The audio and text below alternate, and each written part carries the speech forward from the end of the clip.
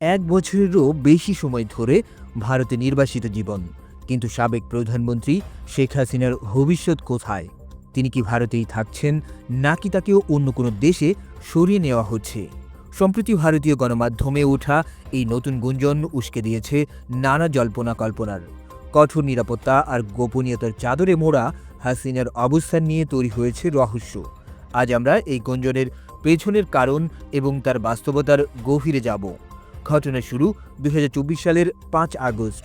গণঅভ্যুত্থানের মুখে দেশ ছাড়ার পর ভারতের রাজনৈতিক আশ্রয় পাওয়ার পর থেকেই গুঞ্জন ছিল তিনি হয়তো মধ্যপ্রাচ্য বা ইউরোপের কোনো দেশে পাড়ি জমাবেন।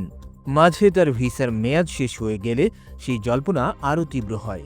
যদিও তিনি ভারতেই থেকে যান এবং সেখান থেকে বিভিন্ন সময় বার্তা দিয়ে দেশের রাজনীতিতে অস্থিরতা তৈরির চেষ্টা করছেন বলে অভিযোগ রয়েছে। এই গুঞ্জনের আগুনে নতুন করে ঘি ঢেলেছে ভারতীয় গণমাধ্যম আজ তাক বাংলার একটি টক শো। সেখানে আইনজীবী নিঝুম মজুমদারকে প্রশ্ন করা হয়, শেখ হাসিনাকে কি ভারত থেকে অন্য কোনো দেশে স্থানান্তর করা হতে পারে? জবাবে নিঝুম মজুমদার বলেন, শেখ হাসিনা অন্য দেশে যাবেন এবং ভারত সরকার তার জন্য পথ খুলে দিয়েছে। যদিও পরে তিনি বলেন, হাসিনা আপাতত ভারত ছাড়ছেন এমন সম্ভাবনা তিনি দেখছেন না। এই অনুষ্ঠানে সেনাপ্রধানের অবস্থান এবং ডক্টর ইউনূসের ভবিষ্যৎ নিয়েও আলোচনা হয়, যা পুরো বিষয়টিকে আরও জটিল করে তুলেছে। কিন্তু সব জল্পনার কেন্দ্রবিন্দুতে থাকা শেখ হাসিনা আসলে কেমন আছেন?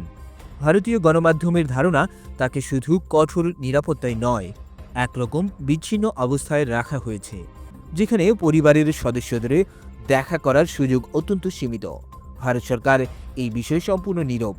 এই রহস্যময় পরিস্থিতি উস্কে দিচ্ছে প্রশ্ন, তাহলে কি পর্দার আড়ালে সত্যি কিছু ঘটছে?